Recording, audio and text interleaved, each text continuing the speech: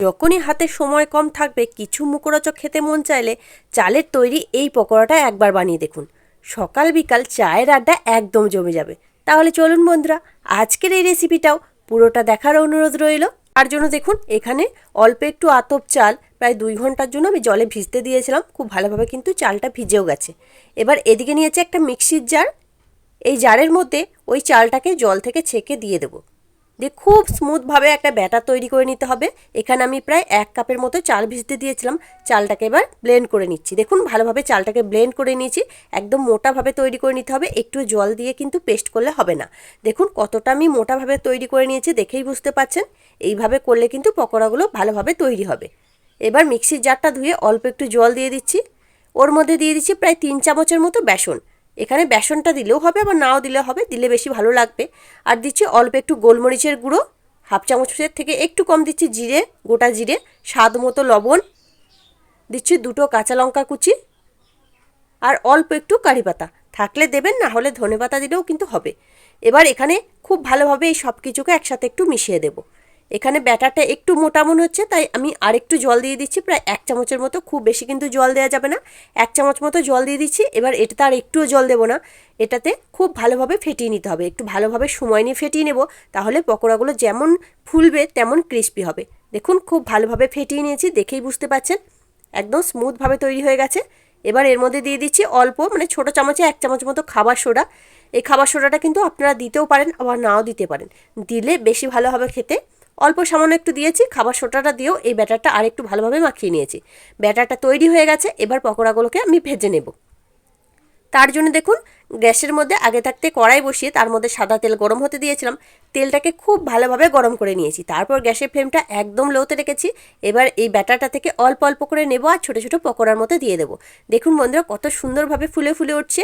এইভাবে কিন্তু ভালোভাবে ব্যাটারটা তৈরি করে নিতে হবে, যেন তেলে দেওয়ার সাথে সাথে ওপর দিয়ে ভেসে ওঠে। এবার প্রথমে যতগুলো ধরবে ততগুলো আমি দিয়ে দেবো একসাথে, খুব বেশি কিন্তু দেওয়ার প্রয়োজন নেই।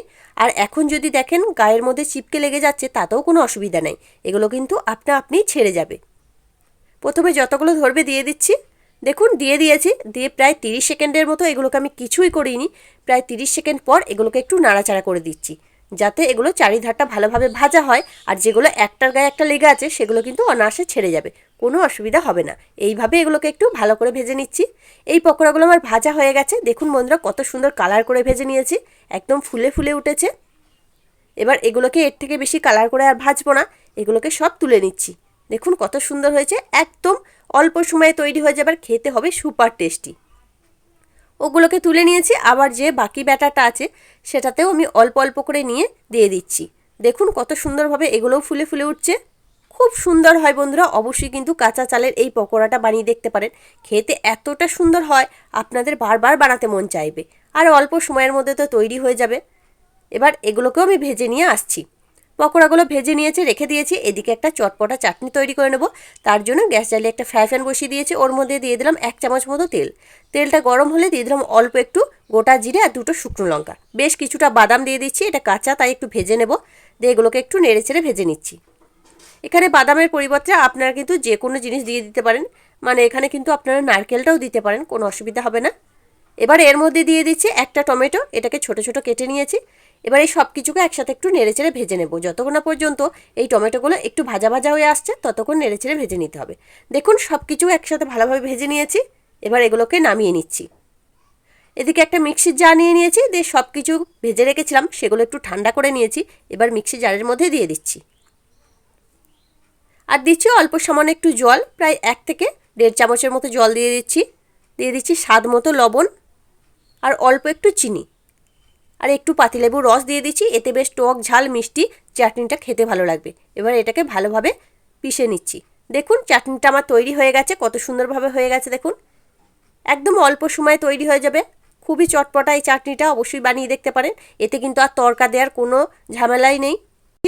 এই দেখুন বন্ধুরা পকোড়াগুলোও কিন্তু আমার সব তৈরি হয়ে গেছে, কত সুন্দর হয়ে গেছে। দেখুন অল্প একটু চাল আর বেসন দিয়ে এই পকোড়াটা বানিয়ে দেখতে পারেন। বাড়ির সকলে কিন্তু নিয়ে কাড়াকাড়ি করবে। আর এগুলো কিন্তু যখন তৈরি করবেন একটু বেশি করেই তৈরি করবেন, খেতে কিন্তু একদম দুর্দান্ত।